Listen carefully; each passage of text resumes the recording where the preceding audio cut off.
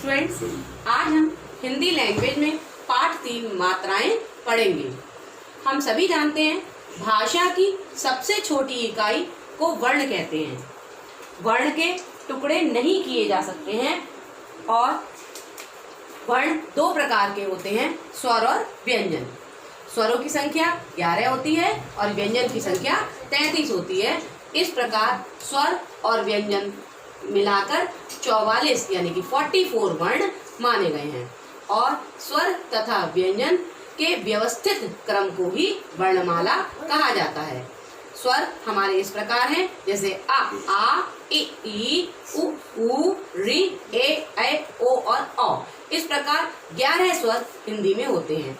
अंग और आहा को स्वर की श्रेणी में नहीं आते, इन्हें अयोगवाह कहते हैं। स्टूडेंट्स, व्यंजनों के साथ स्वरों को मिलाकर ही मात्राएं लगाई जाती हैं। पहले स्वरों का 2 रूप में लिखा जाता है। हिंदी में स्वरों को 2 तरह से लिखा जाता है। पहला अपने मूल रूप में, जैसे कि जो गिवन है यहाँ पर आ, ई लाइक दिस, और दूसरा व्यंजन के साथ मिलाकर, अर्थात व्यंजन के साथ स्वरों को अगर हम मिलाकर लिखते हैं like this is the example. अगर हम व्यंजन के साथ, व्यंजन जैसे हमारा यहाँ पर गा दे रखा है, गा के साथ हमने और इसमें स्वर को ऐड करा तो हमारा शब्द बना है ग, उ, ला, आब। तो पढ़ने में कुछ अटपटा सा दिखाई दे रहा है, इसका अर्थ जो है क्लियर नहीं हो रहा है। इसी प्रकार अगर हम व्यंजनों की जगह व्यंजन के साथ स्वरों की मात्राओं का प्रयोग करते हैं तो सही शाब्दिक अर्थ बनता है। इस प्रकार गा के नीचे अगर हम ऊ के स्थान पर ऊ की मात्रा लगाएं और फिर व्यंजन ल के साथ आ की मात्रा का प्रयोग करें, फिर व्यंजन व, इस प्रकार सही शब्द बनता है हमारा गुलाब। कहने का तात्पर्य है कि व्यंजन के साथ सीधे ही हम स्वरों को ऐड नहीं करते हैं, वो पढ़ने में अटपटे लगते हैं और वो क्लियर शब्द नहीं होते हैं, शुद्ध शब्द नहीं होते हैं। इसलिए व्यंजन के साथ हम स्वरों की मात्राओं का प्रयोग करते हैं। इसलिए स्वरों को 2 रूप से लिखा जाता है, मूल रूप में तथा दूसरा व्यंजन के साथ मिलाकर मात्राओं के रूप में।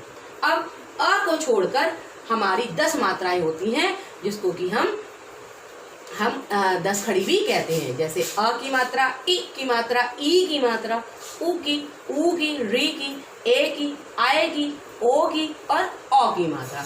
इस प्रकार हमारी 10 मात्राएं होती हैं। अब शब्द वर्णों की भाषा की सबसे छोटी इकाई वर्ण कहलाती है। वर्णों के योग से ही शब्द बनते हैं।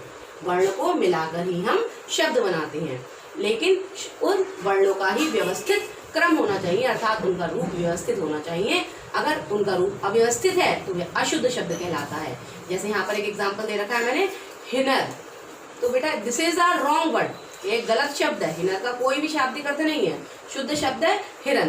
कहने का तात्पर्य है जब हम वर्णों का व्यवस्थित रूप में लिखते हैं, वर्णों का सही क्रम निर्धारित करते हैं, वही हमारा शुद्ध शब्द बनता है। इस प्रकार सबसे पहले हिंदी भाषा में वर्ण, उसके बाद शब्द और अंत में शब्दों के भी सही क्रम को लिखने को वाक्य कहते हैं।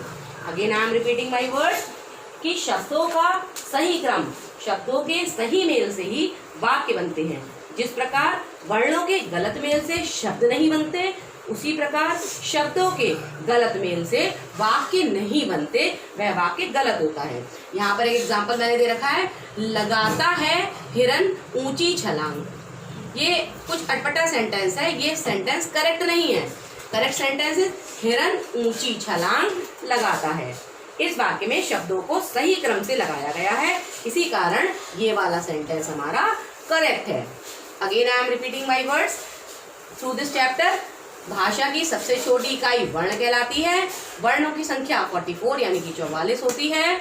उसके बाद वर्णों के सही क्रम से शब्द बनते हैं और शब्दों के सही क्रम से वाक्य बनते हैं, जो हमारी भाषा को पूरा करते हैं।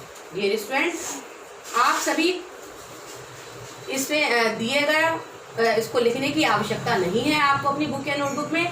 सिर्फ आप अपनी बुक से इसको अच्छे से रीडिंग करेंगे और कल मैं इसका अभ्यास कार्य आपको करवाऊंगी। Thank you.